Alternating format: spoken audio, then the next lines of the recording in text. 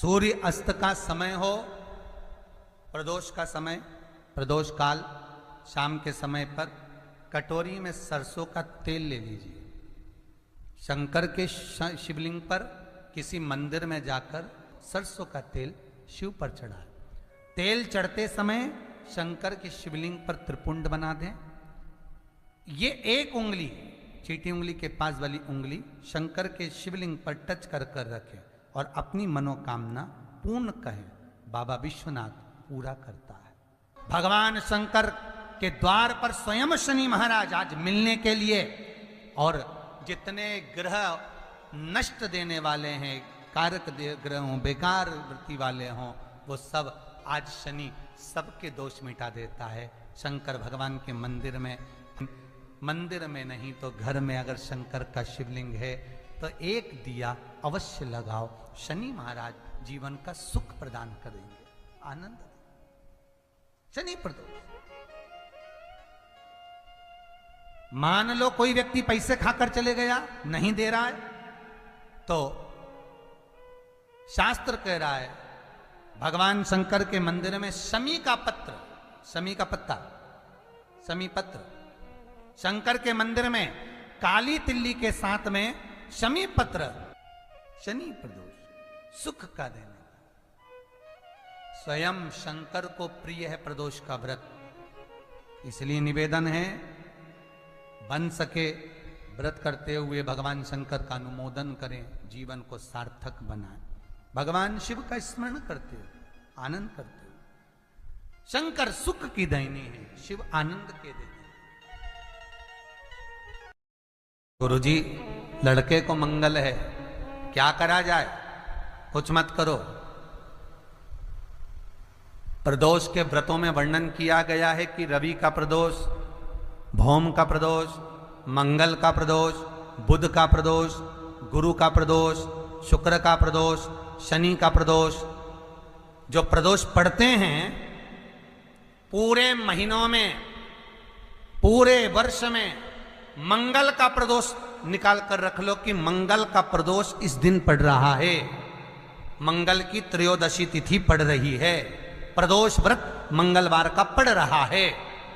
और जिन लड़का लड़की को मंगल होते हैं, जिन कन्या और वर को मंगल होते हैं, केवल शंकर भगवान के मंदिर में जाकर चौमुखी दिया, 4 बत्ती का दिया आटे का, उसमें घी डालकर लड़की शंकर भगवान के मंदिर में मात्र 7 बार शंकर पे से उतार कर, 3 बार स्वतः उतार कर शिव के मंदिर में रख देती है। उसका मंगल आड़े आता ही नहीं है और वो लड़की का विवाह मात्र 3 महीने के अंदर लड़के लड़की का विवाह पक्का हो जाता।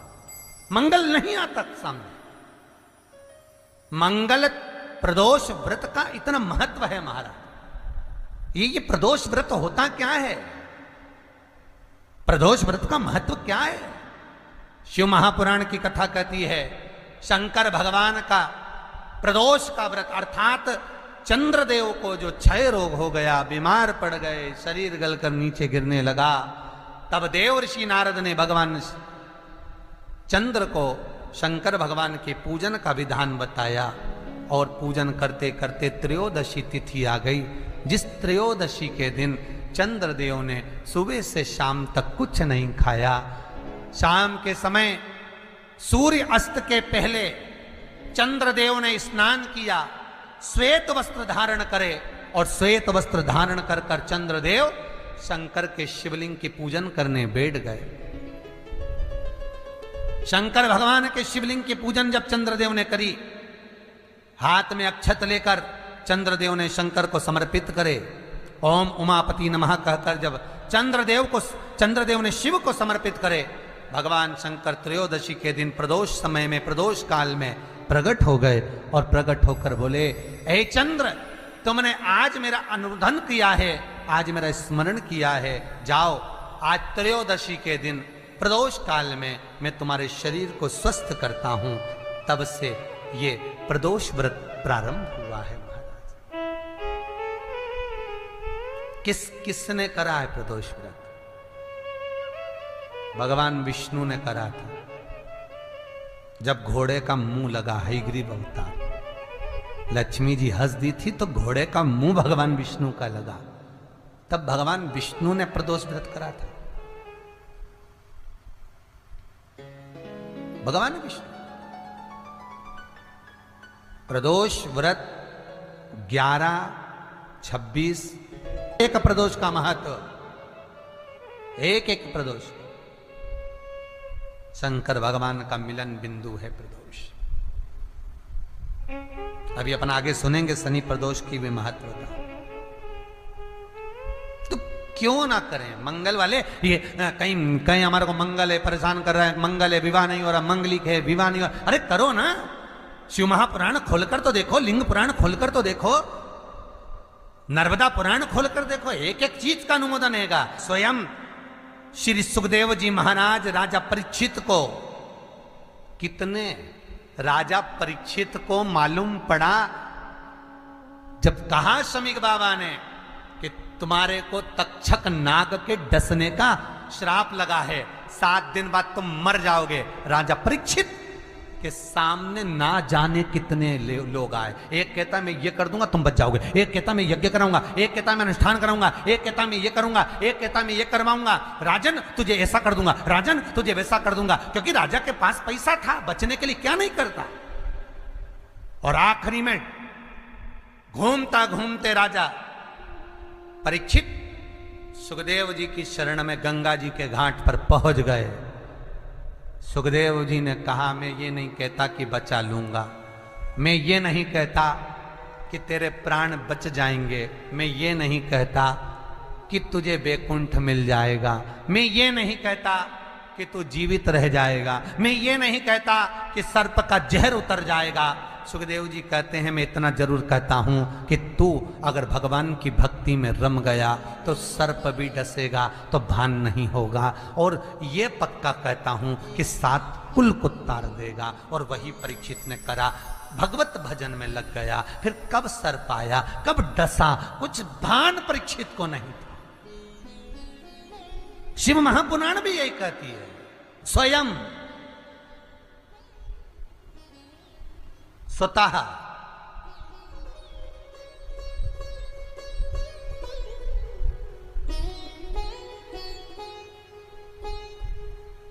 अपना स्वयं का करिए,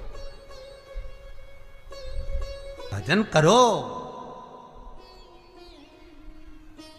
मंगल है, राहु है, केतु है, दशा बेकार चल रही है, लक्ष्मी नहीं आ रही, कष्ट बहुत है, फैक्ट्रियां नहीं चल रही, कहीं मत जाओ, मेरे शिव की शरण में जाकर एक बार शिव महापुराण को पूरी सुनो, और उसमें जो जो उपाय बताए गए हैं, हम ये नहीं कहते कि हम कुछ कर देंगे, हम ये नहीं कहते कि हमारे पास कोई विद्या है।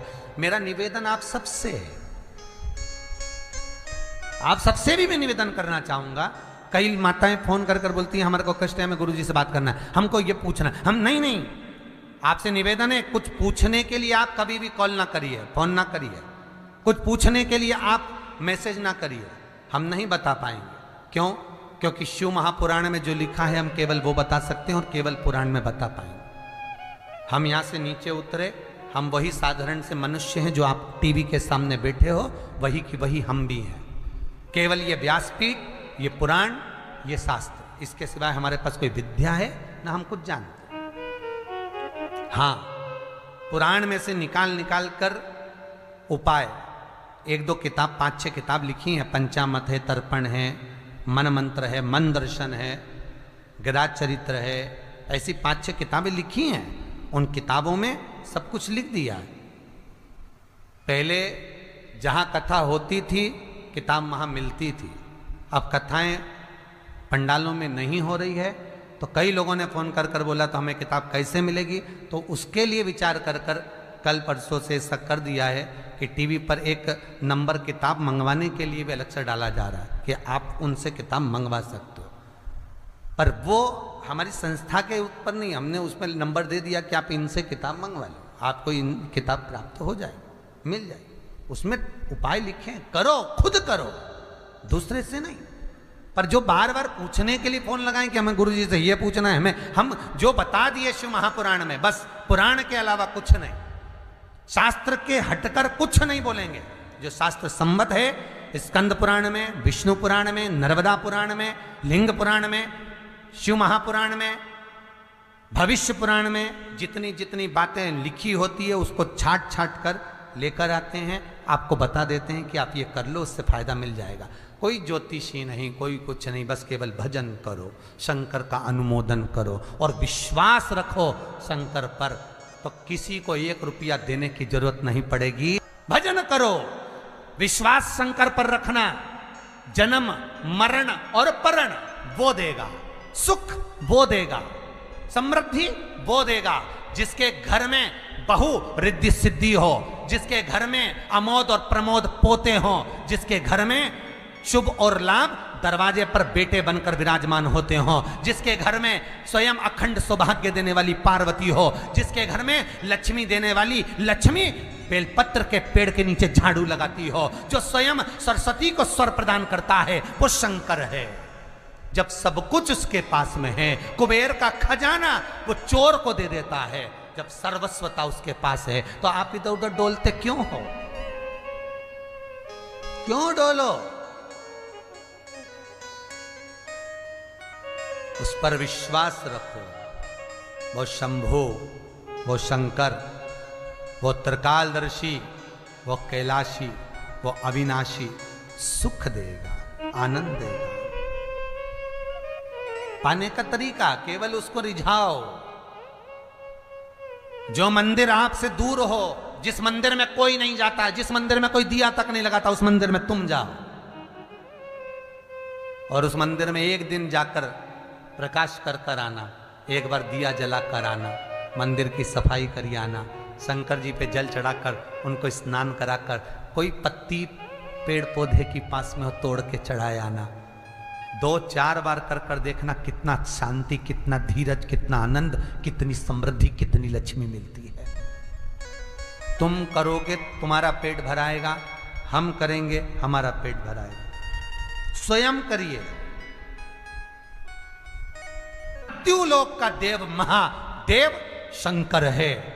कष्ट भी हो तो पहले उससे कहो, दुख भी है पहले उससे कहो, रोग भी है पहले उससे कहो, अदालत में केस भी चल रहा है उससे कहो, पेशी करने जा रहे हो पहले उससे कहो। उसको कहो कि मैंने अब तेरे भरोसे पर सब सौंप दिया है। जब से कथा सुनी महादेव कहीं नहीं जाऊंगा, बस तुझसे ही कहूंगा। तारेगा भी तू ही और मारेगा भी तू। कर लो भरोसा, विश्वास कर कर देखो। भरोसा तो होना चाहिए। एक पति पत्नी जहाज में घूम रहे थे समुद्र में। समुद्र में लहर चढ़ गई, सुनामी लहरें आने लगी।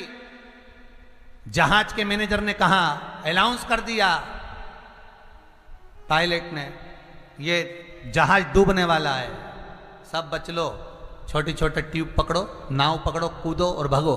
समुद्र में लहरें चल रही, सुनामी, भागो।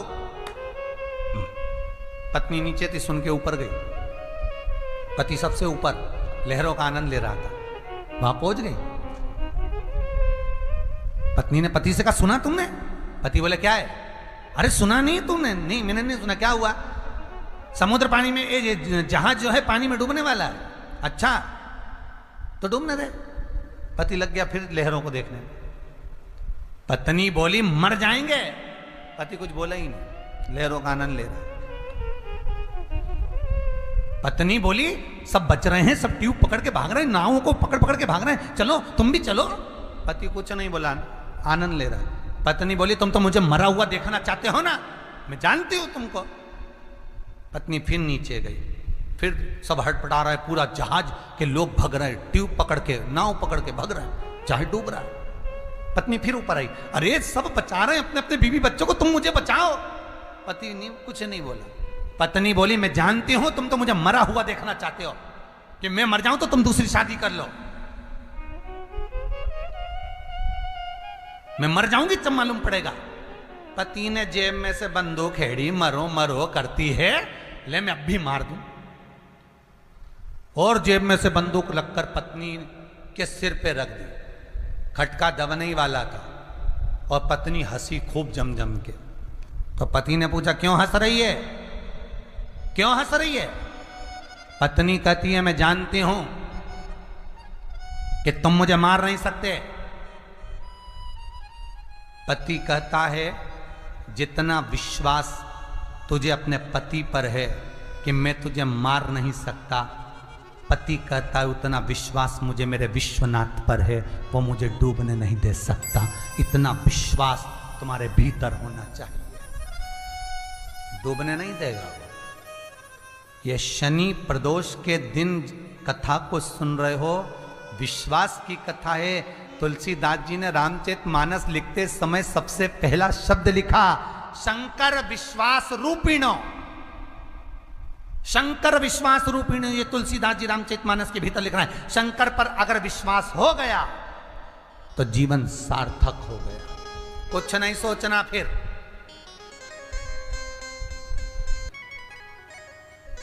भगवान शिव ओघड़ी दानी है, दयालु दातार है, और उसको केवल विश्वास से जीता जा सकता है, केवल विश्वास, भरोसा, दृढ़ता, और कुछ नहीं। और वही हुआ। शिव महापुराण की कथा कह रही है महाराज, शंकर की कथा कहती है कि भोले आपकी कृपा से सब काम हो रहा, कोई दूसरा करता कहां? भगवान शिव करने वाले, करुणा सागर, त्रिकालदर्शी, कैलाशी, अविनाशी ही सब कर रहे। विश्वास, भरोसा, चरित्राया, क्या ना दिया मेरे शंकर ने। भगवान शंकर का एक अवतार है, भिक्षुवर अवतार। भगवान के 19 अवतार में एक भिक्षुवर अवतार भगवान शंकर का है। शिव महापुराण की कथा कहती है, विदर्भ राज के यहाँ, विदर्भ नरेश के यहाँ एक सत्याव्रत नाम का राजा था। विदर्भ नरेश सत्याव्रत अपने नगर में निवास करते थे, नगर में निवास कर रहे हैं विदर्भ सत्याव्रत। और विदर्भ सत्याव्रत नगर में निवास करते थे। इनकी एक धर्म पत्नी थी, बड़ी सुंदर, गर्भस्थ थी, गर्भस्थ, गर्भ में बच्चा है। उसी समय पर नगर के 4 राज्यों के राजाओं ने एक साथ विदर्भ पर आक्रमण कर दिया। और विदर्भ नरेश पर जब आक्रमण करा, राजा सत्याव्रत पर जब आक्रमण करा, राजा सत्याव्रत के प्राणों को हर लिया। धर्मपत्नी गर्भ से पूरा नगर उन 4 राजाओं के अधीन हो गया। पत्नी अपने प्राण बचाकर भागी और भागते भागते एक नदी के तट पर पहुंच गई। भागने के कारण 9वां महीना चल रहा था, 9वां मास चल रहा था। पत्नी का जो गर्भ था सत्याव्रत राजा की, वो सत्याव्रत राजा की पत्नी के गर्भ से बालक ने जन्म ले लिया। और जन्म लिया, रानी उसको जन्म देकर नदी में कूद गई, वो भी मर गई, सत्याव्रत भी चले गया। रानी जल में कूद कर प्राणों को त्याग दी। छोटा सा बच्चा जन्म लिया, बालक गांठ पर पड़ा है, रुदन कर रहा है। एक भिकारन ने, भिक्षुक मांगने वाली, भिक्षा मांगने वाली एक भिकारन ने उस बच्चे को देख लिया। और भिकारन जो भिक्षा मांगने वाली थी, उसने उस बच्चे को उठा लिया, गोदी में लिया। देखो कितनी सुंदर बात है। ये जो सत्याव्रत था और इसकी जो धर्म पत्नी थी, ये दोनों शिव उपासना में लीन रहते थे। शिव उपासना में लीन। बस एक कर्म का दंड भोगना पड़ा। कोई राजा सत्याव्रत की कथा को अगर सुने, विदर्भराज नरेश की कथा को स्मरण करे और विदर्भराज नरेश की कथा का यदि मनन चिंतन करे, तो एक गलती सत्याव्रत क्या हुई? क्या गलती हुई? जब जब नगर का राजा मंदिर, शंकर के मंदिर में पूजन करता था, इसकी धर्म पत्नी भी गर्भवती होने के बाद भी शिव की आराधना करती थी। बस एक गलती होती थी, राजा दीप लगाकर वहां से तुरंत घर को चले जाता था। और एक जलने वाला ईर्ष्यालु जो 4 राजाओं ने आक्रमण करा था, उन्होंने जो गुप्तचर भेज रखा था कि आखिर इसके यहां सत्ता कैसे स्थापित है, इसके इतना राज्य कैसे चल रहा है। उन गुप्तचरों से कहा, जब ये मंदिर से निकले, जिस दीप को जलाकर जाए उस दीप को बुझा दिया जाए, उस दीप को बुझा दिया जाए। इसलिए आज भी प्रमाण है, मंदिर में अगर दिया लगाने जा रहे हो, बाती लगाई है आपने मंदिर के अंदर, तो कुछ देर बैठिए, कुछ देर स्मरण करिए। हमारे यहां तो यहां तक कहा गया है कि किसी मुर्दे को अगर जलाया भी जाता है तो कपाल क्रिया तक रुकना पड़ता है कि थोड़ा रुकिए, कोई पीछे से आकर कुछ कर ना जाए। दीप जलाएं, थोड़ी देर रुकिए। और दीप का भी नियम है महाराज, दीप का भी नियम है। दिए में जो फूल बत्ती लगती है, गोल बत्ती लगती है, गोल वाली, ये बत्ती हमेशा, कोई विष्णु भगवान की पूजन कर रहे हो, शिव जी की पूजन कर रहे हो, कोई अन्य देवता का अगर आप स्मरण कर रहे हो तो गोल बत्ती लगाई जाती है। भगवान के मंदिर में पूजन कर रहे हो तो गोल बत्ती लगाएं। लंबी बत्ती, लंबी वाली जो बत्ती होती है, लक्ष्मी की पूजन में, देवी पूजन में, जितनी भी माताओं की आप पूजन करोगे, जितनी भी देवियों का आप स्मरण करोगे, उसमें लंबी बत्ती का प्रमाण। पितरों की पूजन में लंबी बत्ती का प्रमाण है। पितरों को कभी गोल बत्ती नहीं लगती। आप मटके के पास में, परिंदे के पास में, जल के पात्र के पास में कोई भी अगर दिया लगाएंगे तो वहां गोल बत्ती रखकर लगाएंगे तो घर में लक्ष्मी नहीं टिकेगी। कई लोग कहते हैं कि परिंदे के पास, मटके के पास में, पानी के स्रोत के पास में जहां जल भरते हैं, हंडा रखते हैं, टंकी रखते हैं, वहां पर मटके के पास बत्ती लगाओ, दिया लगाओ, पितर शांत रहेंगे। तो पितरों को शांत करो, मना नहीं है, पर दिया लगाने का नियम है कि पितरों को अगर आप दिया लगा रही हो मटके के पास, परिंदे के पास, या अमावस्या के दिन पितरों के लिए अगर दीप लगा रही हो तो गोल बत्ती अगर लगाओगी तो कार्य कभी सफल नहीं होगा। धन आएगा जाएगा, टिकेगा नहीं। इसलिए पितरों के लिए अगर दिया लगाना है, पूर्वजों के लिए दिया लगाना है, पितरों के लिए अगर दीप लगाना है तो लंबी बत्ती लगाइए, लंबी बत्ती। महाराज, लंबी बत्ती का प्रमाण हमारे यहां शास्त्र करता है, गोल बत्ती का प्रमाण। और सुंदर चरित्र कहा, यदि आपके जीवन में बहुत ज्यादा लक्ष्मी से तकलीफ है, कष्ट बहुत ज्यादा है, या इसलिए शायद कहा जाता है कि भगवान को सर्वश्रेष्ठ कौन सा चंदन अच्छा लगता है। आपको पहले भी कथा में कहा, आगरा की कथा अगर किसी ने सुनी होगी तो उसमें वर्णन किया, भगवान को सर्वश्रेष्ठ चंदन कौन सा, भगवान को सर्वश्रेष्ठ चंदन कौन सा प्रिय है। वो कौन सा चंदन है जो भगवान विष्णु को लगाएं, राम को लगाएं, कृष्ण को लगाएं। वो कौन सा चंदन है जो श्री हरि को लगाया जाए। तो जीते जी भगवान विष्णु एक बार गले लगाते हैं, उसको कहते हैं हरि चंदन। कौन सा चंदन है? हरि चंदन। हरि चंदन बाजार में नहीं मिलेगा, हरि चंदन आपको बनाना पड़ेगा। कैसे बनाना है? तुलसी जब सूख जाए उसकी जड़ को निकाल लिया जाए, वो जड़ को पानी में धो लिया जाए, धोने के बाद उसको सिलवट्टे पर, पत्थर पर घिसा जाए और घिसकर उसमें थोड़ा सा कुंकू, रोली डालकर तैयार कर कर जो भगवान विष्णु के मस्तक पर, कृष्ण राम के मस्तक पर लगा देते हैं और उसकी एक बिंदी अपने हृदय पे लगा लेते हैं, जीते जी भगवान एक बार उसको गले लगाते ही हैं। हरि चंदन प्रियता।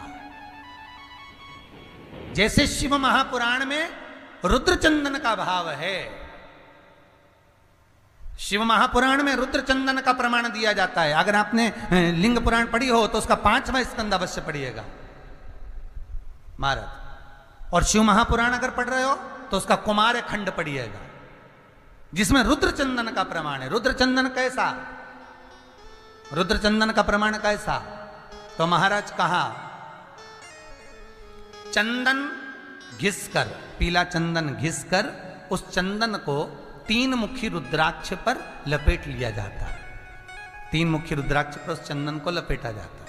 लपेटोगे उसके बाद उसको ऐसा गोल करोगे तो एकदम चिकना हो जाए, एकदम चिकना, ठीक है, एकदम चिकना हो जाए। और उस चंदन को आप शिवरात्रि के दिन, और कोई से भी महीने की शिवरात्रि, किसी भी महीने की हो, सब फलदायी होती है। अगर आप पंचांग में देखेंगे तो शिवरात्रि लिखी हुई आती है, हर महीने शिवरात्रि पड़ती है। किसी भी महीने की शिवरात्रि पर रुद्र चंदन, अर्थात जो चंदन का आपने 3 मुखी रुद्राक्ष में लेपन करा है, उसका गोला बनाया है, वो चंदन अच्छा मोटा मोटा कर लेना, अच्छा बढ़िया, ऐसा नहीं कि थोड़ा बहुत ही लगाओ, पूरा रुद्राक्ष दिखना नहीं चाहिए, पूरा लपेट कर उसको शंकर के शिवलिंग पर ले जाकर रख दीजिए और फिर धीरे धीरे शंकर भगवान का जल अभिषेक करना प्रारंभ कर दीजिए। वो चंदन पूरा धीरे धीरे शंकर के शिवलिंग पर डलना चाहिए। शंकर के मूल मंत्र श्री शिवाय नमस्तुभ्यम का जाप करिए, यह कहलाता है रुद्र चंदन।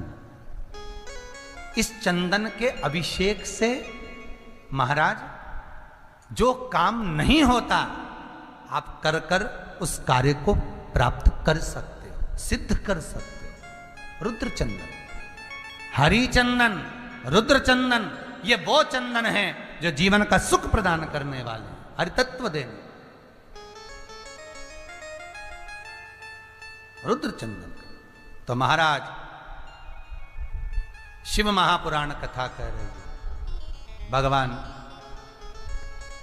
भूत भावन भूतेश्वर शंकर के 19 अवतार में से आज भगवान शंकर का जो अभिषेक सत्याव्रत करता था, धर्मपत्नी करती थी। एक काम हुआ कि उनके नगर में उनके ईर्षालु जो राजा थे, उन्होंने गुप्तचर छोड़े थे, शिव मंदिर में जाते दीप को बुझा देते। उसका दोष जो दिया लगाया उसको प्राप्त होता था। महाराज आपको पहले भी कथा में कहा, कन्यादान आपने करा है, गौदान आपने करा है, लक्ष्मी का दान आपने करा है। इसलिए शिव महापुराण की कथा कहती है, इन 3 दान करने से पहले 50 बार विचार करिए। कन्यादान करने से पहले 50 बार विचार करना, क्या अच्छे लड़के को दी है, लड़का अच्छा होना चाहिए, परिवार अच्छा होना चाहिए। बेटी अगर रोएगी, बेटी को दुख होगा, तो कन्या दान करने वाले को रोना पड़ेगा। गौ दान करने से पहले विचार करिए, गाय किसी ऐसे ब्राह्मण को मत दो जो 4 दिन साथ में रखे और मालूम पड़े बाद में बेच दे। गाय अगर कसाई क्या कटेगी तो दुख तकलीफ उसको होगी जिसने संकल्प दिया है गौदान। गाय दान करने से पहले 50 बार विचार करो, कन्या दान करने से पहले 50 बार विचार करो, लक्ष्मी दान करने से पहले विचार करो। किसी ऐसे भिखारी के कटोरे में मत देना जो शाम को जाकर मदिरा पान में लगा दे, वेश्यावृत्ति में लगा दे, सुबह तुमसे ले और शाम को जुए में लगा दे। ऐसे को लक्ष्मी मत देना। तो निवेदन है, गौदान करने से पहले सोचना, कन्या दान करने से पहले सोचना और लक्ष्मी दान करने से पहले सोचना। सही जगह लगे तो देना, मत दो, बिल्कुल ना। आज दीप दान करने का समय, दीप दान की जो प्रधानता शिव महापुराण कह रही है, राजा सत्याव्रत का जो चरित्र वर्णन कर रहा है, दीपदान जो राजन करे उस दीप को बुझा दिया। दीप लगाने वाले का वो होना चाहिए क्रम कि वो ध्यान रखे उस चीज का।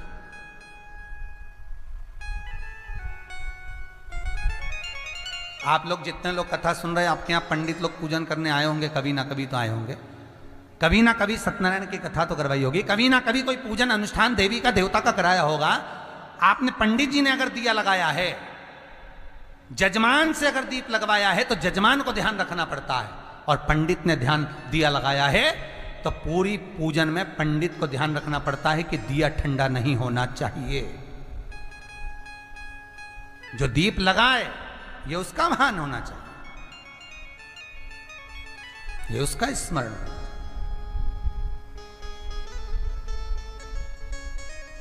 सत्याव्रत लगा दिए धर्म पर, वो उसी का दोष। आज राजा सत्याव्रत की लक्ष्मी चली गई, धन वैभव सत्ता राजा की चली गई, और शंकर की उदारता देखना।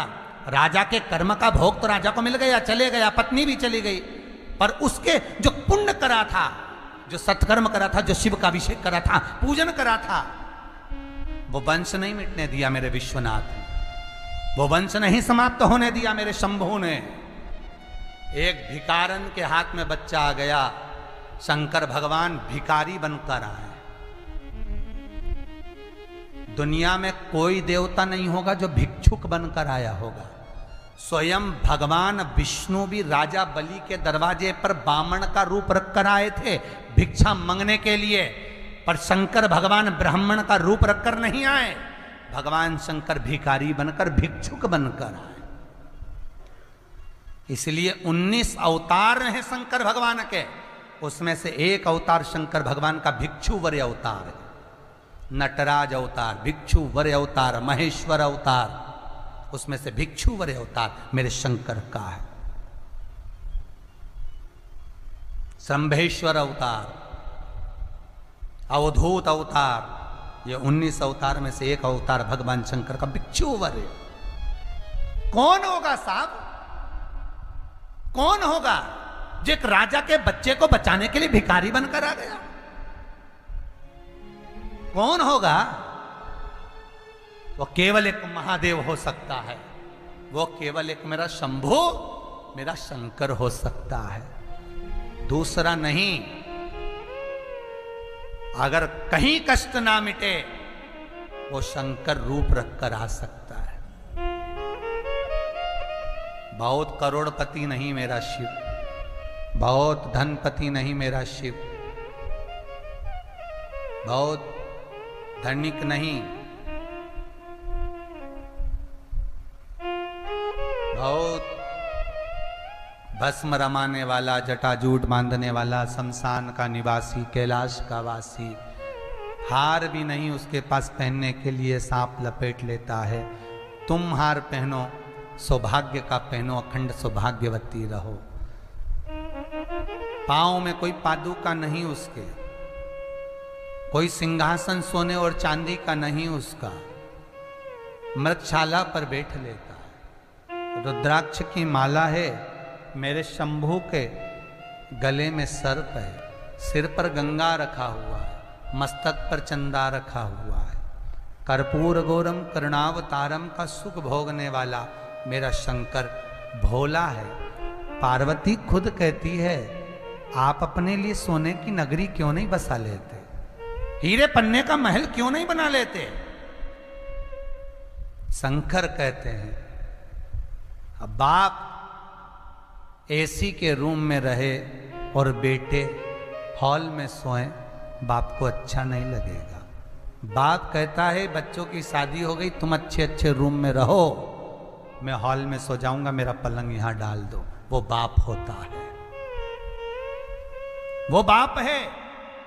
जैसे जैसे बच्चों की शादी होती जाती है, बाप अपना कमरा छोड़ देता है, माँ अपना रूम छोड़ देती है। ये बड़े बेटे को दे दूंगी ये वाला रूम, छोटे की शादी होगी ये वाला रूम कर दो, मंजिले की शादी हो ये वाला कर दो, संजले की हो वो रूम कर दो, और माँ बाप हाल में आकर बस जाते हैं।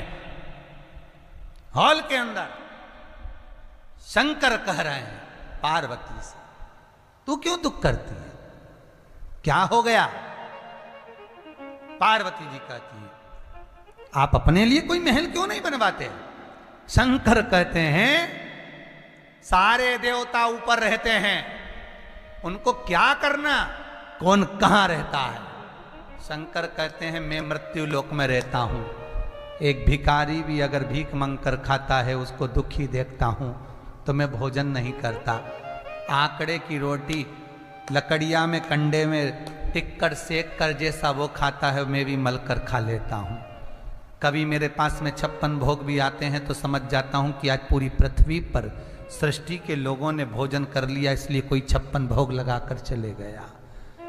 किसी दिन 16 सोमवार का उद्यापन होता है, मलिदा बनता है, चूरमा बनता है, भोग लगता है तो मैं समझ जाता हूं कि आज पूरी सृष्टि ने पेट भर कर खाया होगा। पार्वती, मेरे खाने पर पूरी सृष्टि का सुख है और सृष्टि के खाने पर मेरा सुख है।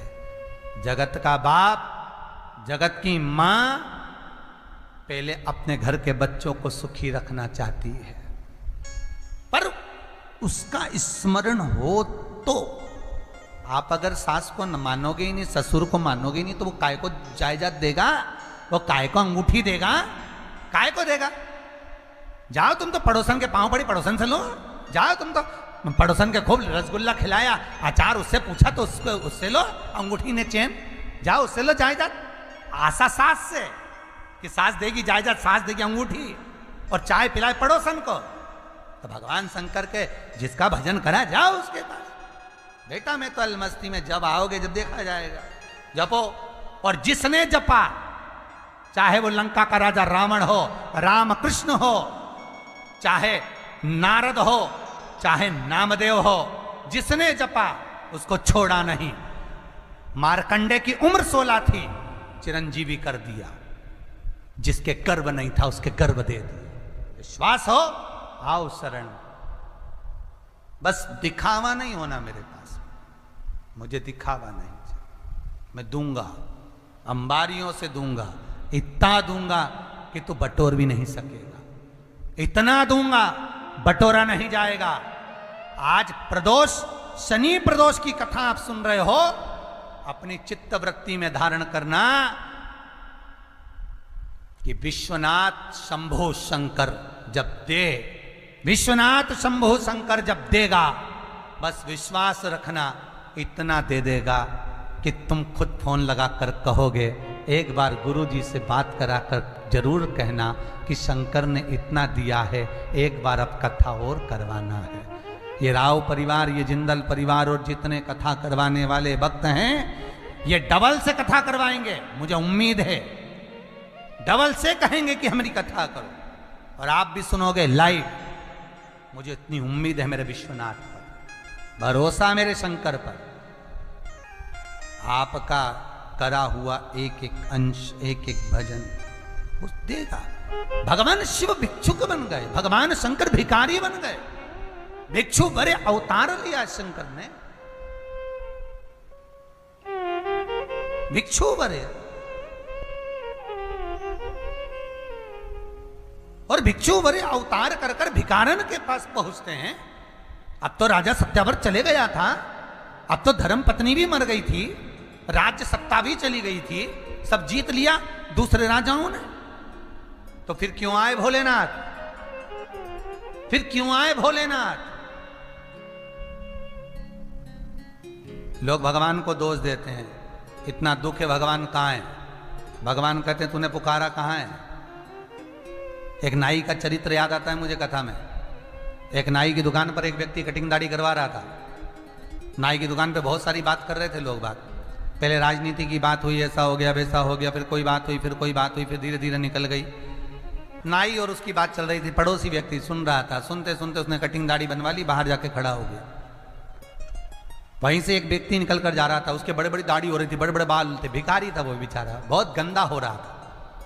जिसने कटिंग दाढ़ी करवाई थी, बाजू वाला जो सुन रहा था, वो अंदर पहुंच गया नाई के पास, और नाई के पास पहुंचकर बोला, ओ भैया जरा जाओ ना, उसकी दाढ़ी कटिंग कर दो, वो सामने जा रहा है। तो नाई बोला पागल है क्या, वो मेरी दुकान में आएगा तो मैं कटिंग दाढ़ी करूंगा, मैं क्या उसके पीछे पीछे जाऊं? मैं उसके पास जाकर करूंगा? पागल हो गया हूं मैं? वो मेरे पास आए तो मैं दाढ़ी कटिंग करूंगा, मैं इधर उधर नहीं जाता। उसने कहा भैया अभी तू बोल रहा था कि भगवान है ही नहीं, मैं उसी का उत्तर दे रहा हूं। भगवान भोलेनाथ कहते हैं, दुनिया के लोग कहते दुख नहीं कट रहा, शंकर भगवान कहते हैं नाई की दुकान में जाओगे तो बाल कटेंगे, दाढ़ी बनेगी। शंकर भगवान कहते हैं अगर मेरे दरबार में आओगे तो दुख कटेगा, मैं क्या तुम्हारे पीछे पीछे जाके दुख काटूं? मैं तुम्हारे पीछे पीछे जाके कष्ट काटूं? आओ तो, और आने के बाद अगर नहीं कटा तो बात दूसरी है, पर पूरा विश्वास रखकर आना। शिव महापुराण की कथा कह रही है, पूर्ण विश्वास, दिखावा नहीं मेरे शंभू को। जितने टीवी के माध्यम से सुन रहे हैं, फेसबुक यूट्यूब के माध्यम से सुन रहे हैं, निवेदन है विश्वास पूर्ण रखिए।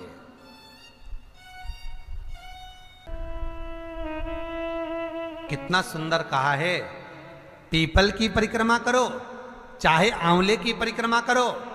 जिंदल परिवार जब कथा कराया था तो उसमें वर्णन करा था। अभी राव परिवार की जो कथा चल रही है इसको भी ध्यान से सुनते हुए कथा को बहुत उतारना जीवन में। परिक्रमा करते समय हम अपने हाथ में कुछ मन का रखते हैं, हम अपने हाथ में चिरौंजी का दाना रखते हैं, हम अपने हाथ में कुछ मूंगफली का दाना रख लेते हैं, हम अपने हाथ में कोई टॉफी रख लेते हैं, हम अपने हाथ में कुछ मिश्री का दाना रख लेते हैं। क्यों? उसका कारण है कि परिक्रमा डायरेक्ट लगाएंगे, लगाते जाएंगे तो फल नहीं मिलेगा, पर परिक्रमा लगाकर जब सामने आए और थोड़ा सा सामान डालेंगे, डालने के लिए रुकना पड़ेगा, रुकेंगे तो दूसरी परिक्रमा का फल मिलेगा। अगर डायरेक्ट लगाए जाए तो कोई फल की प्राप्ति नहीं है हमारे। कोलू की बेल की तरह चले जा रहे चले जा।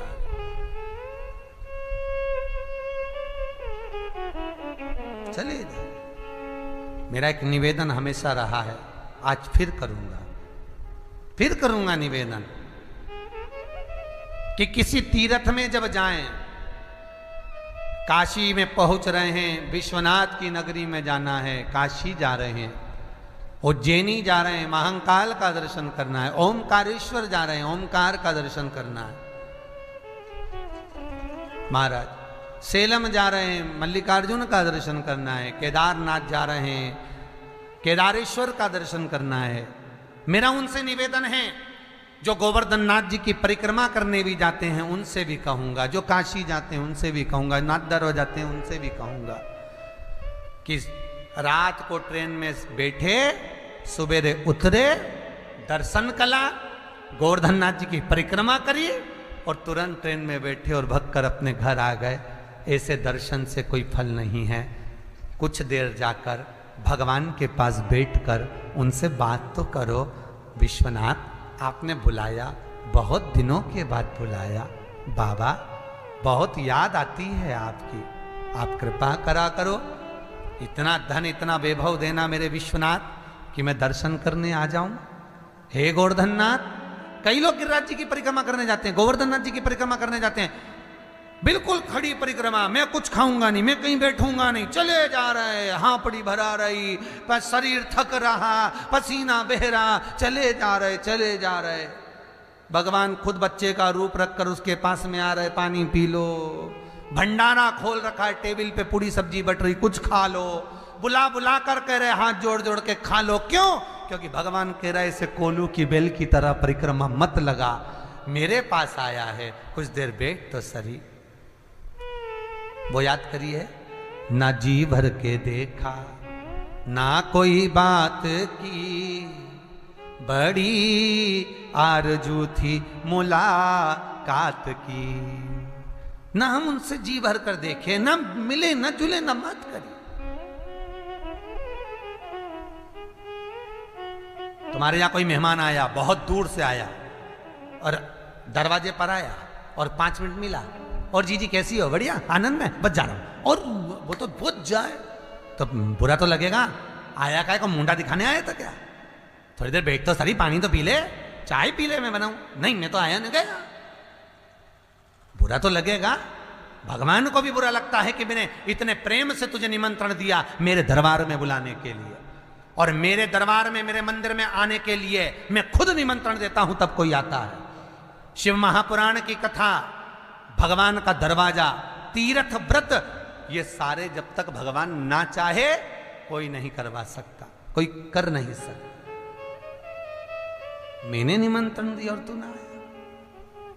कुछ देर बैठकर उससे निगाहें तो मिलाओ, कुछ देर बैठकर उसके पास जाओ तो सही। कई लोग तीर्थ करने जाते हैं, उनको यही अंदाजा नहीं रहता कि तीर्थ में कौन सा मंदिर कहाँ है, फिर बाद में फोन लगा के पूछते हैं गुरुजी वो पांडुकेश्वर कहाँ पर है? अरे भैया बद्रीनाथ जाते हैं तो ड्राइवर से बोलो कि पांडुकेश्वर आए तो रोक गाड़ी। रोकेगा? गाड़ी से नीचे उतरो, सामने राइट में देखोगे तो पांडुकेश्वर का मंदिर है थोड़ी नीचे पे। विश्वास रखकर शंकर के द्वार का एक कतरा मात्र भी जीवन का कल्याण कर देता है, क्योंकि उसकी भस्मी में भी करोड़ों का धन छुपा होता है। बस बखान क्या करूं मैं राखों के ढेर का,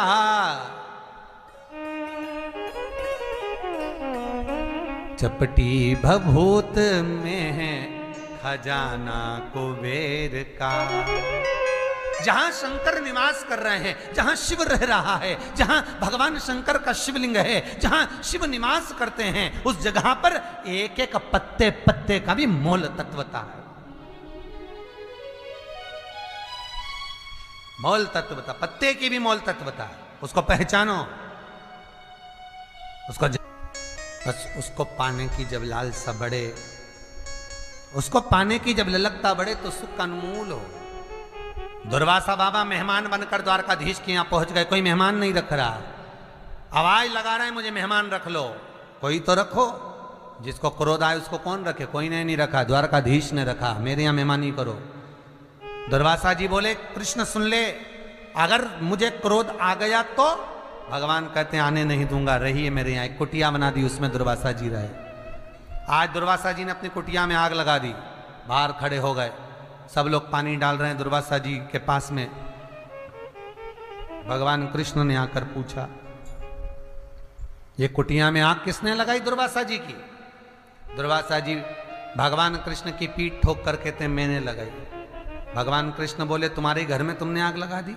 दुर्वासा जी बोले मन मेरा, मैं तो मेहमान, और मेहमान तो आग भी लगा सकता है। नहीं नहीं, ये ठीक नहीं करा है। दुर्वासा जी बोले कृष्ण आग लगी अपनी जगह पर, मुझे खीर खाना है, जल्दी ला। और भगवान कृष्ण ने उसी समय रुक्मणी जी से कहा जल्दी खीर लेकर आ। रुक्मणी जी खीर लेकर आई। रुक्मणी जी ने खीर भगवान दुर्वासा जी को दी। दुर्वासा जी ने खीर खाकर आधी खीर कृष्ण पर फेंक दी। भगवान कृष्ण के पूरे शरीर पर कहा खीर मल ले, और भगवान कृष्ण ने पूरे शरीर पर खीर मली। इतने में रुक्मणी जी हंस दी, और रखो ऐसा मेहमान जो तुम्हारी इज्जत ही नहीं करे, भगा दो इसको। इतने में तो दुर्वासा ऋषि को क्रोध आ गया, और दुर्वासा ऋषि को क्रोध आया और कहे ये रुक्मणी ने मुझको देखकर हंसा है, आज मैं रुक्मणी के सम्मुख में द्वार का घूमने के लिए जाऊंगा, पर रथ पर बैठ कर जाऊंगा। उस रथ में ना घोड़ा लगेगा ना घोड़ी लगेगी, उस रथ में रुक्मणी जुतेगी। रथ को रुक्मणी लेकर जाएगी, और दुर्वासा जी के रथ को रुक्मणी खींच रही है। द्वारकाधीश पीछे पीछे चल रहे हैं। दुर्वासा जी रुक्मणी से कहते चलाओ जल्दी जल्दी रथ। रुक्मणी चलती चलती चक्कर खा के नीचे गिर गई। दुर्वासा जी ने पानी का छींटा दिया, रुक्मणी को उठाया, कहा कृष्ण, हे कृष्ण, ये रुक्मणी ने मेरी हंसी उड़ाई है, ये तेरे साथ द्वारका में नहीं रहेगी, इसका तुझे त्याग करना पड़ेगा। इसलिए रुक्मणी का त्याग करा। कभी कोई द्वारका जी गए होंगे तो उनको मालूम होगा, द्वारकाधीश के मंदिर के अंदर रुक्मणी का मंदिर नहीं, रुक्मणी का मंदिर कोसों दूर है। त्याग करना पड़ेगा तुझे। और सुन कृष्ण, मैंने तुझे खीर नहीं कवच दिया था। ये शंकर जब भी देता है तो कुछ अच्छा ही देता है। दुर्वासा जी कहते हैं मैंने तुझे कवच दिया था, उस कवच को तूने पूरा नहीं पहना, पांव के तलवे में खीर नहीं लगाई। कृष्ण कहते हैं गुरुदेव, हे भोलेनाथ, ब्राह्मण संत की खाई तो प्रसादी हो जाती है, प्रसाद को पांव में कैसे लेता, इसलिए तलवे में नहीं लगाई है। दुर्वासा जी बोले कृष्ण, मैंने तुझे कवच दिया था, उस कवच को तूने पूरा नहीं पहना, तेरे प्राण छूटेंगे तो पांव के तलवे से छूटेंगे। इसलिए जरा नाम के व्याघ्र ने जब बाण छोड़ा तो वो भगवान कृष्ण के पांव के तलवे में लगा। पूरे शरीर में कहीं नहीं, कवच नहीं पहना तुम, कवच धारण नहीं करा तुम। महाराज दुर्वासा जी का अवतार ही शंकर का है। अगर जन्म देने वाला है तो शिव है, और मृत्यु देने वाला भी है तो शंकर ही है। जन्म, मरण और परण, ये तीन शंकर के हाथ।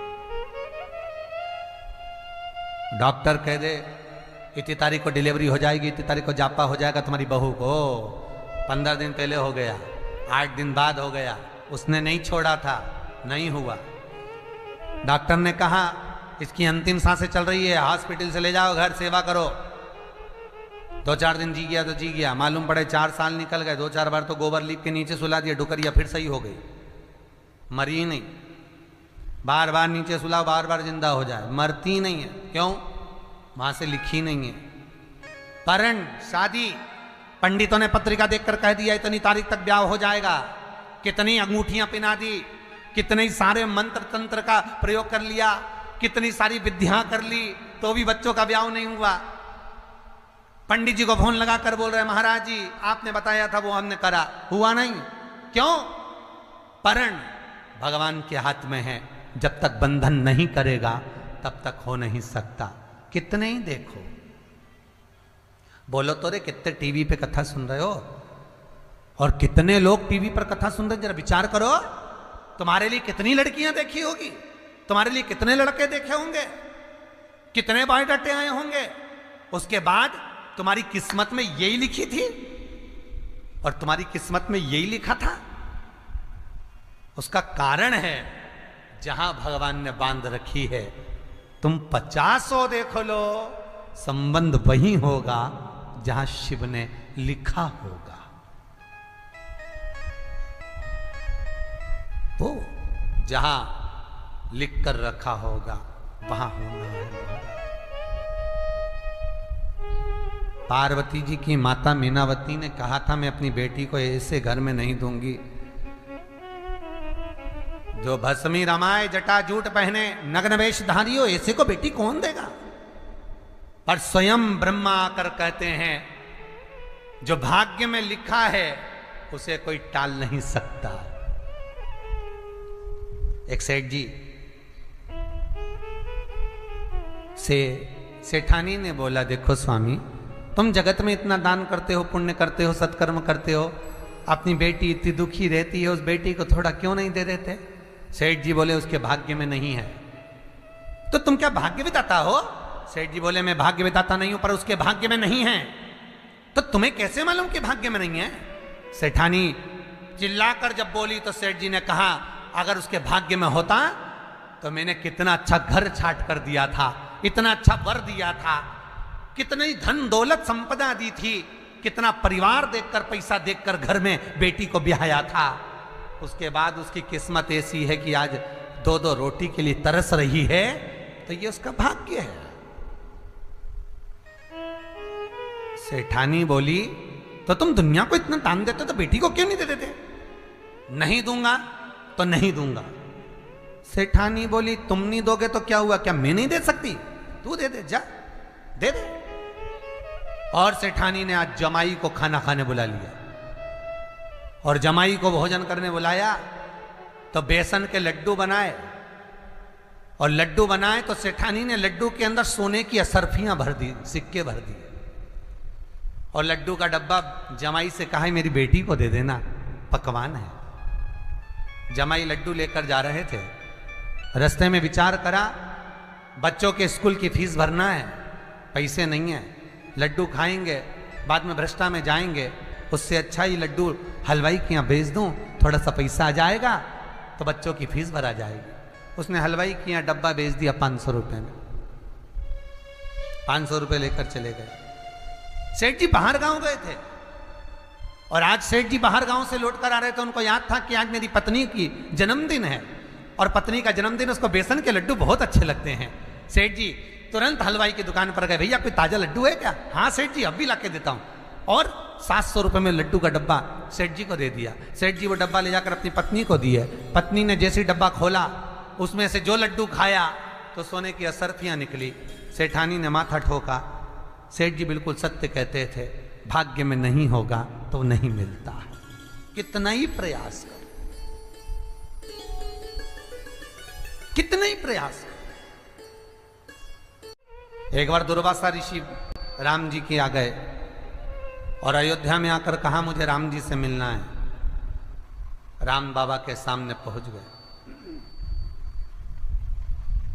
और राजा राम जी के सामने पहुंचकर दुर्वासा बाबा ने राम जी से कहा मुझे आपसे अकेले में बात करना है, इस लक्ष्मण को हटा दीजिए। भगवान राम ने लक्ष्मण को खड़ा कर कर रखा। दुर्वासा जी फिर बोले आप और मेरी बात होना है, लक्ष्मण को यहां जितने हैं ये सब चले जाएं। और सुनो महाराज, यदि आपकी और मेरी बात के बीच में कोई आ जाता है तो उसका आपको त्याग करना पड़ेगा, ये विचार कर लीजिए। मेरे राम जी महाराज ने यही विचार किया। ठीक है लक्ष्मण जाओ, पूरा महल खाली कर दो, मेरा कक्ष खाली कर दो।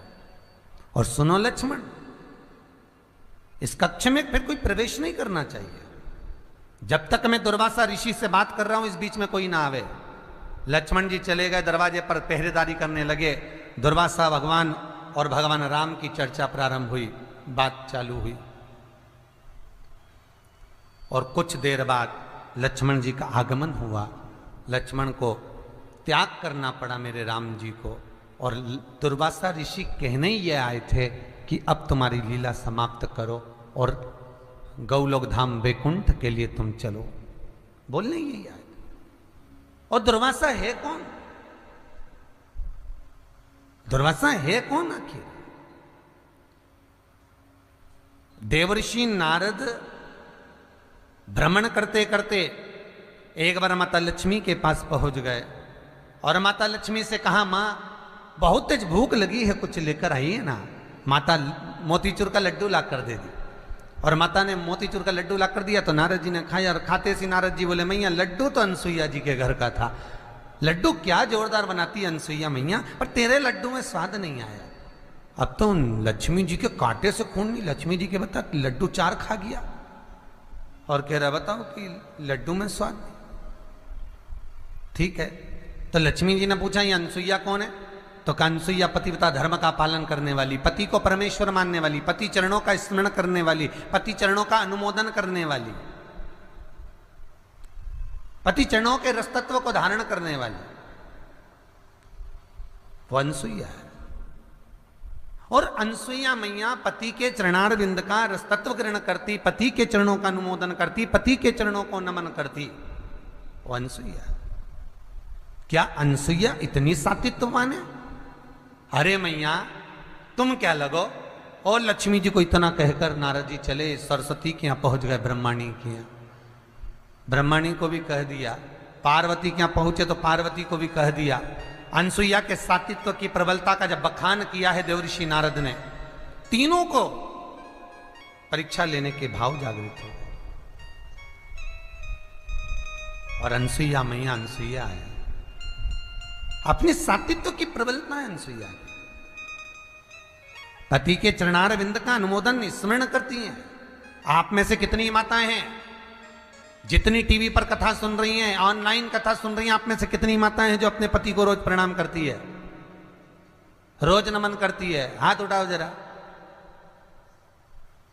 कितने प्रणाम करते हैं? इक्का दुक्का कोई होगा प्रणाम करते होगे। और नहीं तो कई घरों में तो बेचारा पति तुम्हारे को प्रणाम कर ले, तारी चुप हो जा, तेरे हाथ जोड़ो चुप हो जा, मत बड़बड़ कर, जरा शांति रख ले, थोड़ा चुप हो जा, पति बेचारा कह दे। नमनता महाराज।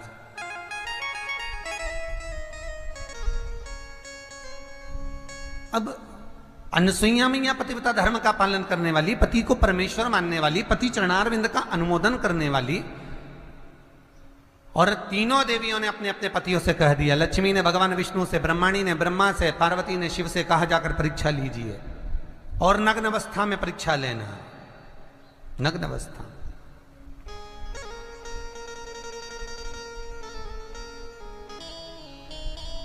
जाओ। चले। ब्रह्मा विष्णु महेश ने जाकर आवाज लगाई, माता भिक्षाम देई, माता भिक्षाम देई। जैसे ही भिक्षा के लिए आवाज लगाई, अनसुईया जी बाहर आए। बाबा ये लो। तीनों देवता जो ब्राह्मण के रूप में थे, उन्होंने कहा भिक्षा ऐसे नहीं लेते, वस्त्र उतार कर आओ, नग्न अवस्था में आओ। अनसुईया जी कहती हैं, बाबा किसी पर पुरुष के आगे नारी कैसे वस्त्र विहीन आ सकती है? बाबा कहते हैं, माता भिक्षा तो हम ऐसे ही लेंगे, अगर आप भिक्षा नहीं दोगी तो हम भूखे रह जाएंगे और हमारे भूखे रहने का दोष आपको लगेगा, भिक्षा दीजिए। अनसुईया जी अंदर गई, आंत ऋषि के कमंडल का जल लेकर आई। अगर मेरा सातित्व पक्का है, मैंने पति की सेवा परमेश्वर मानकर करी है, तो ये तीनों की तीनों बच्चे हो जाएं, बालक हो जाएं। और जल छोड़ दिया और ब्रह्मा विष्णु महेश 1.5 महीने के हो गए और छोटे छोटे होकर उन अनसुईया जी ने गोदी में उठा लिया, उनकी झोली में थोड़ा थोड़ा सा अनाज दे दिया। विश्वकर्मा जी का ध्यान करा, पलना बनवाया चंदन का, रेशम की डोरी लगाई और अनसुईया जी उनको झुला रही थी। इतने में अंत ऋषि आ गए और अंत ऋषि ने आकर पूछा, अनसुईया ये किनके बच्चे? अनसुईया जी कहती, महाराज सब अपने। अंत ऋषि बोले, अभी स्नान करने गया था तो एक भी नहीं था। अनसुईया जी बोली, भगवान जब देता है तो छप्पर फाड़ कर देता है। अरे अनसुईया बताना ये बच्चे कहां से लाई है? अनसुईया जी ने सारा चरित्र सुना दिया। अंत ऋषि भी खुश हो गए, घर में 3-3 बच्चे आ गए। अब अनसुईया जी के यहां तो आनंद था, रोज नया नया आनंद। चिंता उनको लग गई। लक्ष्मी ने पार्वती से पूछा, तेरा आया क्या? ब्रह्माणी ने नहीं। तीनों देवियों ने एक जगह पर इकट्ठी हो गई, वहीं से देव ऋषि नारद निकल कर जा रहे थे श्रीमन नारायण। देव ऋषि नारद निकल कर जा रहे और नारद जी ने बड़े मीठे स्वर में निकल कर जा रहे थे श्रीमन नारायण। कहते कहते लक्ष्मी जी ने बड़े मीठे स्वर में आवाज लगाई, बेटा नारद, ओ बेटा नारद। नारद जी को लगा आज मैया कितना मीठा बोल रही है, कितना मीठा। और जब माताएं मीठा बोलती है तो समझ लो कि कुछ तो चाहिए। जब माताएं बोले ए जी तो तुरंत खसक लो जी, नहीं तो 500 गया जी, ये पक्का है। आज मैया बड़ा मीठा बोल रही है। बोलो मां क्या चाहिए? लक्ष्मी जी बोली, तूने कहीं नारायण को देखा? हाँ मैया। अनसुईया जी क्या पलना में झूल रहे हैं? पलना में झूल रहे हैं? तो पागल हो गया, मूर्ख हो गया, चल निकल यहां से। अब लक्ष्मी जी ने तो देव ऋषि नारद को भगाया। इतने में ब्रह्माणी ने पूछा तो कहा, पलना में झूल रहे हैं। पार्वती पूछती है, मेरे पति को तो कोई किडनैप भी नहीं कर सकता, मेरे पति को तो कोई पकड़ भी नहीं सकता। बोल नारद, मेरे पति कहाँ हैं? नारद जी बोले, पलने में झूल रहे हैं। जैसे ही सुना, देव ऋषि नारद के सम्मुख में तीनों देवियां खड़ी होकर पूछती, हम हमारे पति को कैसे लेकर आए? नारद जी बोले, जैसे तुम्हारे पति मांगने गए थे ऐसे तुम भी चली जाओ। तीनों देवियों ने ब्राह्मण की स्त्री का रूप बनाया, तीनों एक जैसी तैयार होकर दरवाजे पर पहुंच गई। दरवाजा बंद था, आवाज लगाई, माता भिक्षाम देहि। और आवाज लगाने वाली कोई दूसरी नहीं थी। लक्ष्मी जी कहती है, मैं राजरानी, मैं पटरानी, में किसी के यहां भीख नहीं मांगूंगी। ब्रह्माणी कहती है, मैं सरस्वती किसी के दरवाजे पर भिक्षा नहीं मांगूंगी। पार्वती जी कहती है, मेरी दौलत तो मेरा पति है, मैं मांगूंगी, चलो। और पार्वती ने दरवाजा बंद था और आवाज लगाई, माता भिक्षाम देहि। जैसे ही पार्वती जी ने आवाज लगाई, बीच में शंकर जी सोए थे पलने में, इधर विष्णु इधर ब्रह्मा। शंकर भगवान ने दोनों कोनी मार कर कहा, मेरी तो आ गई, मेरी तो आ गई। भगवान विष्णु और ब्रह्मा बोले, अकेले मत जाना प्रभु, जाएंगे तो तीनों साथ जाएंगे। शंकर भगवान से पूछा, आप कैसे पहचान गए कि पार्वती आ गई? भगवान शंकर बोले, मैं पार्वती की आवाज सुन लेता हूं, समझ जाता हूं कि मेरी है। आज भी एक पति और पत्नी को हजारों जनता के बीच में पंडाल में बिठा दो तो पहचान जाएंगे कि भेरू कहां बैठा है और जगदम्बा कहां बैठी, तुरंत पहचान जाएंगे। कहीं पर भी बिठा दो, अब पहचान। अनसुईया जी ने दरवाजा खोला। जब भगवान रोना प्रारंभ करे तो अनसुईया जी दरवाजा खोली, बाहर आई और वहां आकर अनसुईया जी ने जैसे ही देखा, क्या चाहिए तुमको? माता भिक्षा। भिक्षा में क्या चाहिए तुमको? माता, अंदर जो सो रहे हैं पलने में वो हमारे पति हैं, हमें दे दीजिए। आइए, पधारो।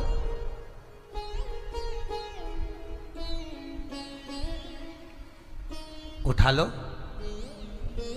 इतने में अंतरिक्षी आ गया। अंतरिक्षी ने कहा, अनसुईया ये कौन है? अनसुईया जी कहती हैं, तीनों से जाओ, तुम्हारे ससुर हैं, जाओ प्रणाम करो। तीनों, लक्ष्मी, ब्रह्माणी, पार्वती ने प्रणाम किया। अंतरिक्षी ने अनसुईया का हाथ पकड़कर बोला, री अनसुईया, बेटे तित्ते से और बहू लिया ही साथ साथ हाथ की। अनसुईया जी बोली, महाराज, कमाती हुए बेटे मिल जाते हैं तो बहुएं इनको लेकर अलग हो जाती हैं। हम माता पिता ने कैसे पाल पोस कर बड़ा करा ये हम जानती हैं, ये हम जानते हैं। इसलिए जाओ, उठा लो जिसको जौन सा बेटा पति चाहिए, हर माल 2 रुपये अपना अपना छाट लो। अब लक्ष्मी जी छाट रही हैं, बदल बदल के उठा लिए। अनसुईया जी को लगा पहचान नहीं पाई पतियों को, पतियों को नहीं जानती। वापिस सुलवाया पलने में, हाथ में जल लिया। अगर मेरा सात्वित्व पक्का है, मैंने पति को परमेश्वर मानकर सेवा करी है, तो ये तीनों की तीनों बड़े हो जाएं। तीनों बड़े हुए, उनके अंश अवतार से, भगवान विष्णु के अंश अवतार से दत्त, ब्रह्मा के अंश अवतार से चंद्र और शिव के अंश अवतार से स्वयं दुर्वासा जी प्रकट हुए। और वही दुर्वासा भगवान राम के दरवाजे पर जाकर परीक्षा लेते हैं, वही दुर्वासा भगवान कृष्ण के दरवाजे पर जाकर परीक्षा लेते हैं। जिस समय द्वारकापुरी में भगवान निवास करते हैं, द्वारकापुरी में भगवान कृष्ण रहते हैं, उस समय पर दुर्वासा ऋषि स्वयं आते हैं, स्वयं। और दुर्वासा ऋषि ने आकर आवाज लगाई, कोई मुझे मेहमान रख लो, कोई मुझे मेहमान रख लो। और देखो भाई, मेहमान भी उसको रखा जाता है जो मन का अच्छा हो, जो मन का ठीक हो, जिसके भीतर कपट ना हो, जिसके भीतर छल ना हो, जिसके भीतर प्रपंच ना हो। और जिस मेहमान के भीतर कपट, छल, अहंकार, क्रोध सब भरा रहता है, वो मेहमान सुहाता ही नहीं, वो मेहमान नहीं सुहा। देखो,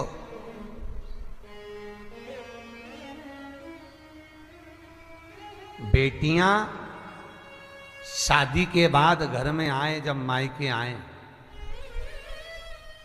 तो ये जो मायका है ये बेटियों का घर है, ये बेटियों का घर है मायका। कई बेटियां कहती हैं कि हम पराये से लगते हैं, पराये से हम लगते नहीं, तुम पराया बनाने का प्रयास करती हो।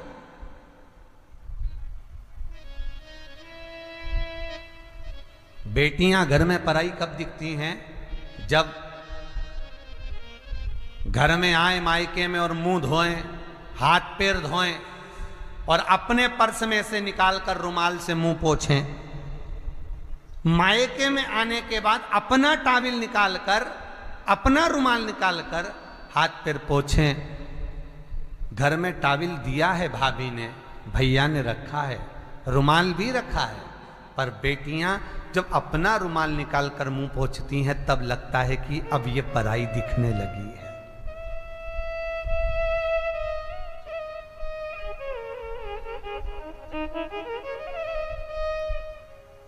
रसोई घर में आकर बेटियां जब कहें मम्मी चाय बना लूं क्या, मैं भाभी मैं चाय बना लूं क्या, तब लगता है कि बेटियां पराई लगती हैं। तुम अपने घर को अपना घर नहीं समझ रही हो और तुम्हें महसूस होता है कि अब हमारा नहीं रहा, तो आप स्वतः ही पराई समझने लगती हो। नहीं, माँ बाप का घर, माता पिता का घर, भगवान शंकर का घर और गुरु का द्वारा, गुरु का घर कभी पराया नहीं होता साहब, कभी पराया नहीं होता। दधीची जी भगवान शिव का दर्शन कर कर आनंद पाकर सुख को मूल स्थापित करते हैं। दर्शन भगवान शिव का जो हुआ, जल अभिषेक का दर्शन, जल अभिषेक तदर्शी। सुख को पाया, मांगो क्या चाहिए। दधीचि ऋषि ने कहा, भोलेनाथ मैंने अपने गुरु शुक्राचार्य बाबा से श्रवण किया था कि शंकर का स्मरण करो, शिव कृपालु हैं, दयालु हैं, दातार हैं। और कितनी सुंदर बात करी, ब्रह्मा का अनुमोदन करा, ब्रह्मा से तब प्राप्त हुआ। आपका अनुमोदन करा भोलेनाथ, केवल मुझे देना है तो 3 वर दे दीजिए। दधीचि ऋषि शंकर से 3 वर मांग रहे, मुझे 3 वर दे दो, मांगो क्या चाहिए। पहला, इस शरीर पर कोई वज्र का भी प्रहार करे तो ये शरीर की अस्थियां ना टूटे, तथास्तु। दूसरा, मेरे जीवन में कभी मैं पाप कर्म ना करूं। देखिए कितनी सुंदर बात दधीचि ऋषि मांग रहे हैं, मेरे जीवन में मैं कभी पाप कर्म ना करूं। तीसरा, अगर मेरे जीते जी भी मेरा ये शरीर देवहित में काम आ जाए तो मैं समर्पित कर दूं बिना सोचे समझे, बिना सोचे समझे समर्पित कर दो।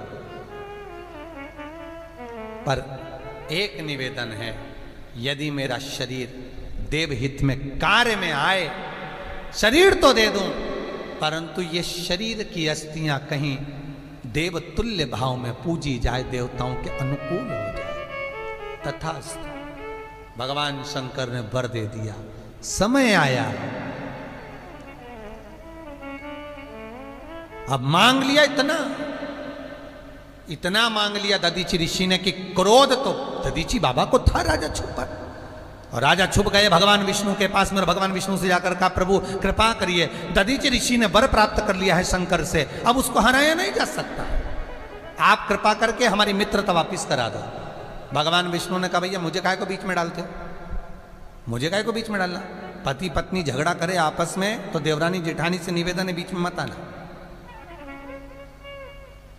माता पिता आपस में झगड़ रहे हैं तो बच्चों से निवेदन है बीच में मत आना। और बच्चे आपस में झगड़ा कर रहे हैं तो बड़ों से निवेदन है कि बीच में मत आना। ये विनाशता है। दो मित्र आपस में झगड़ा कर रहे हैं, थोड़े लड़ेंगे फिर एक हो जाएंगे, फिर लड़ेंगे फिर एक हो जाएंगे, बीच में ना ही।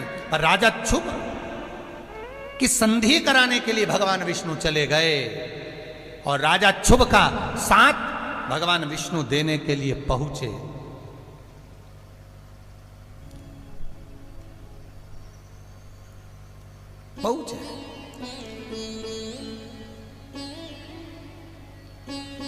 आखिरी में भगवान विष्णु ने कह दिया कि मैं रूप रखकर ब्राह्मण का आया हूं, पर ब्राह्मण नहीं हूं, मैं विष्णु हूं। दधीचि ऋषि कहते मैं पहचान गया था आप विष्णु हैं, क्या चाहते हो। राजा छुप से मित्रता कर लीजिए, ठीक है कोई बात नहीं, उसने गलती करी क्षमा मांगे, उसने मेरे को लात मारी थी क्षमा मांग ले बस, और क्या चाहिए। आकर राजा छुप ने क्षमा मांगी, दधीचि बाबा से मित्रता बढ़ गई। आया समय जब भगवान इंद्र वृत्रासुर का अंत करने के लिए,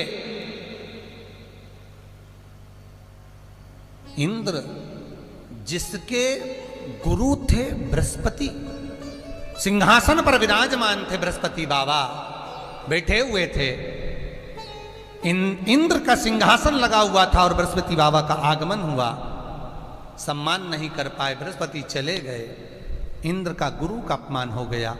तो इंद्र बृहस्पति बाबा को बुलाने भेजे, बृहस्पति बाबा आए नहीं, क्रोध आ गया इंद्र को, एक गुरु चले गया तो क्या हुआ, मैं दूसरा गुरु बना लूंगा। दूसरा गुरु बना लिया विश्वरूपा जी,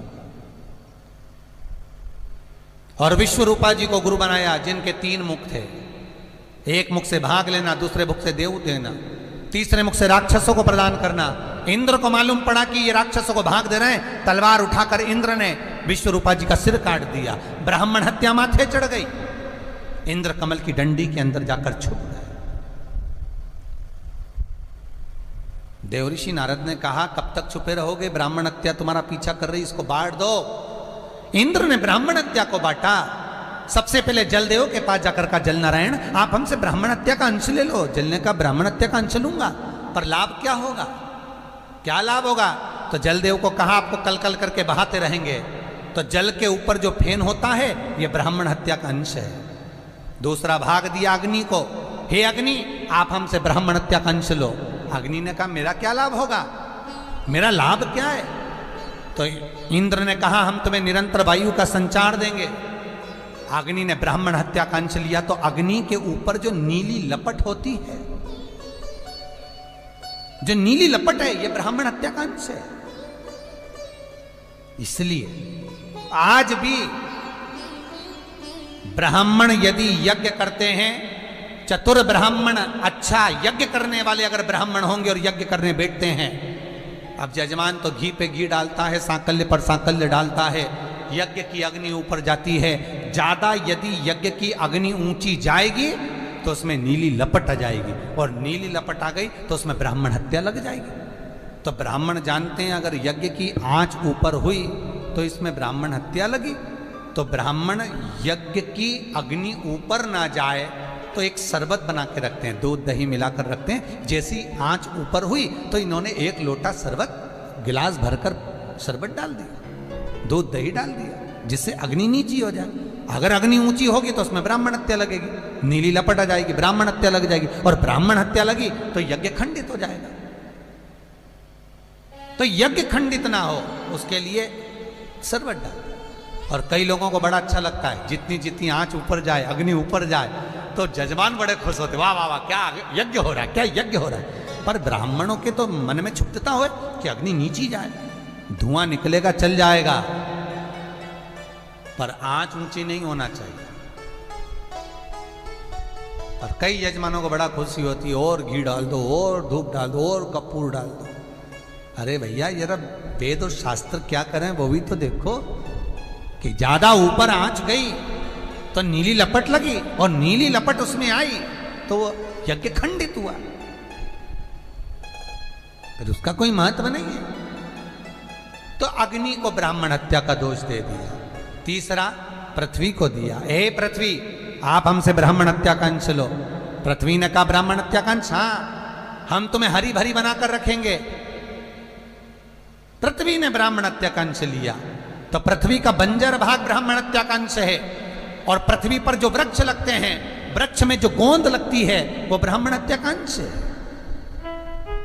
इसलिए हिंदू धर्म में वेद और शास्त्र कहते हैं कि भगवान का यदि कोई प्रसाद बनता है, जन्माष्टमी के समय पर आप भगवान के लिए पंजेरी बनाते हो, भगवान के लिए सुंदर हरीरा बनाते हो, लड्डू बनाते हो, तो भगवान के प्रसाद में गोंद नहीं डलती। ध्यान रखना, आपकी बहू का जापा हो, डिलीवरी हो, तो खूब बादाम गोंद सब तल तल के खिलाओ, पर भगवान का जापा हो, भगवान का जन्मदिन हो, भगवान का जन्मोत्सव हो, राम कृष्ण का जन्मोत्सव हो, तो उसमें गोंद तलकर प्रसाद में कभी मत डालना, क्योंकि उसमें ब्राह्मण हत्या का अंश है। ब्राह्मण हत्या।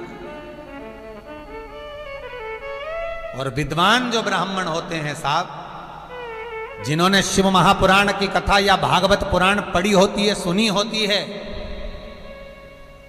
वो ब्राह्मण कभी भी, जो विद्वान ब्राह्मण होंगे वो कभी भी गोंद का लड्डू, गोंद तली हुई कभी नहीं खाएंगे। भले वो देसी घी में तले, कुछ भी तले, पर गोंद नहीं खाते, गोंद का लड्डू नहीं खाते। क्यों? क्योंकि इसमें ब्राह्मण हत्या का अंश है। ब्राह्मण पृथ्वी को दे दिया। अभी भी ब्राह्मण हत्या कम नहीं हुई, तो इंद्र स्त्री के पास पहुंचे, हे नारी आप हमसे ब्राह्मण हत्या का अंश ले लो। नारी ने कहा ब्राह्मण हत्या का अंश, हाँ इससे हमारा क्या फायदा होगा, हम आपको बुढ़ापे तक सुंदर बना के रखेंगे। तो जितनी जितनी बुढ़ी अम्मा उन सुंदर दिखती है, समझ ले ब्राह्मण हत्या का अंश इनको भी लगा हुआ। ब्राह्मण हत्या का अंश दिया, हम तुम्हें बुढ़ापे तक सुंदर बनाकर रखेंगे। स्त्री का रजस्वला होना, 7 दिन तक स्त्री जो कार्य नहीं करती है, मंदिर नहीं जाती, पूजन नहीं करती, पाठ नहीं करती, अर्चना नहीं करती, रजो धर्म में जो नारी रहती है, ये ब्राह्मण हत्या का अंश है। ब्राह्मण हत्या। 4 स्थान पर ब्राह्मण हत्या बांटी गई। तब विश्वरूपा जी के पिता तुष्टा ऋषि को क्रोध आया। उन्होंने वृत्रासुर को यज्ञ से उत्पन्न करा। इंद्र के साथ युद्ध हुआ। इंद्र बार बार भाग जाता, फिर आ जाता, फिर भागता, फिर आता। अंत में इंद्र हार गया। ब्रह्मदेव के पास गए, हे ब्रह्मा जी कृपा करिए, ब्राह्मण हत्या के कारण तो छूट गया, पर ये वृत्रासुर नहीं मर रहा, इस राक्षस का अंत कैसे होगा? ब्रह्मदेव ने कहा दधीचि ऋषि के पास जाओ और उनसे उनकी अस्थियां मांग लो। दधीचि बाबा के पास इंद्र ने दधीचि ऋषि से जाकर निवेदन करा। उठे नहीं दधीचि बाबा, बैठे पीपल के पेड़ के नीचे दधीचि ऋषि। आज भी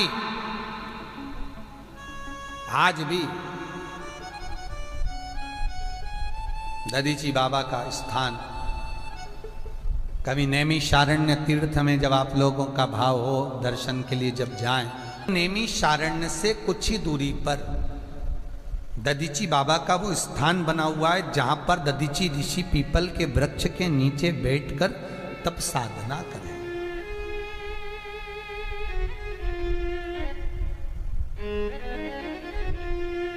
अब साधना करी, समय है। महाराज देवताओं ने आकर निवेदन किया। स्वयं ब्रह्मा, इंद्र, विष्णु वृत्रासुर को मारने के लिए, क्योंकि वृत्रासुर के साथ में दधीचि ऋषि का श्राप था भगवान विष्णु को कि तुमने राजा शुभ का साथ दिया है तो तुम्हें वृत्रासुर से हारना पड़ेगा। इसलिए भगवान विष्णु भी वृत्रासुर को नहीं जीत पाए थे। भगवान विष्णु भी नहीं जीत पाए। तब भगवान विष्णु भी आराधना करने आए दधीचि बाबा से, शंकर के भगत से। स्वयं भगवान शिव भी आराधना कर रहे हैं, निवेदन कर रहे हैं कि आप ये अस्थियां दे दीजिए, इन अस्थियों को दे दो। दधीचि ऋषि ने कहा मैंने शंकर को वचन दिया था, यदि मेरा शरीर देवहित में काम आएगा तो देने को तैयार हूं। और यह मनुष्य की देह का आनंद सुख है साहब। आपके भी जीवन में अगर किसी को कष्ट है, फिर निवेदन करूंगा, मंदिर में अगरबत्ती भले मत लगाओ, मंदिर में दीप भले मत जलाओ, मंदिर में पेड़ा भले मत चढ़ाओ। अगर आपके मोहल्ले में, आपके पड़ोस में, आपके परिवार में, आपके नजदीक में अगर कोई दुखी है, कष्ट में है, उसको यदि प्रेम की वाणी भी बोल ली है, एक रोटी भी प्रेम की खिला दी, किसी के चेहरे पर इस्माइल ला दी, तो मंदिर में दिया जलाने के बराबर है साहब। मंदिर में दीप जलाने के लिए। आज ये राव परिवार शिव महापुराण की कथा करवा रहा है। शंकर की कथा करवाने के माध्यम से आप जो ऑनलाइन कथा करवा रहे हो, किसी भी रूप में आप इस वृद्धाश्रम के निर्माण, गौशाला के निर्माण, मंदिर निर्माण में जो सहयोग कर रहे हो, कितने बुजुर्ग लोगों के, कितनी गौमाता के चेहरे पर प्रसन्नता प्रदान कर रहे हो कि किसी के मरने के बाद 10 दिन तक जीवात्मा घर की अटारी पर रहती है। 10 दिन तक जीवात्मा घर की अटारी पर रहती है मरने के बाद। और जैसे ही 10 दिन पूरे होते हैं जीवात्मा चली जाती है, उसको ले जाते हैं। फिर 8 दिन तक वो भोग भोगती है। कितने दिन? 8 दिन तक भोग भोगती है। और भोगने के बाद में उस जीवात्मा को धान के खेत में, चावल के खेत में पटक दिया जाता है। चावल के खेत में वो जीवात्मा चावल के अंदर, धान के अंदर चली जाती है। फिर उस चावल को पक्षी खाता है तो पक्षी के रूप में जन्म लेती है, जल का कोई जीव खाता है तो जल में जन्म लेती है, मनुष्य खाता है तो मनुष्य के रूप में जन्म लेती है, पशु खाता है तो पशु के रूप में जन्म लेती है। इसलिए हमारी विष्णु पुराण कहती है कि एकादशी के दिन चावल नहीं खाना चाहिए, क्योंकि एकादशी के दिन चावल इसलिए नहीं खाते क्योंकि उस अन्न में, उस चावल में उस धान में वो जीवात्मा निवास करती है। और विष्णु पुराण कहती है कि एकादशी के दूसरे दिन, द्वादशी के दिन पहला गासा चावल का होना चाहिए। क्यों? क्योंकि दिन भर की जब एकादशी का व्रत करा होता है और दूसरे दिन जब हम चावल का गासा खाते हैं तो जितने चावल में जीव होते हैं उनको एकादशी का पुण्य मिल जाता है, उनको मोक्ष मिल जाता है, फिर उनका जन्म नहीं होता है, उनको मोक्ष मिल। इसलिए एकादशी के दिन चावल का त्याग करें और द्वादशी के दिन चावल का पहला गासा मुख में जाए तो जीव ना जाने कितने तर जाए, कितने।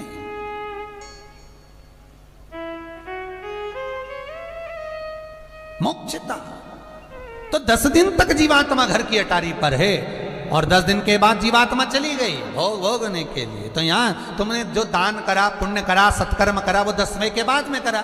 10 दिन तक कोई कुछ करता ही नहीं है।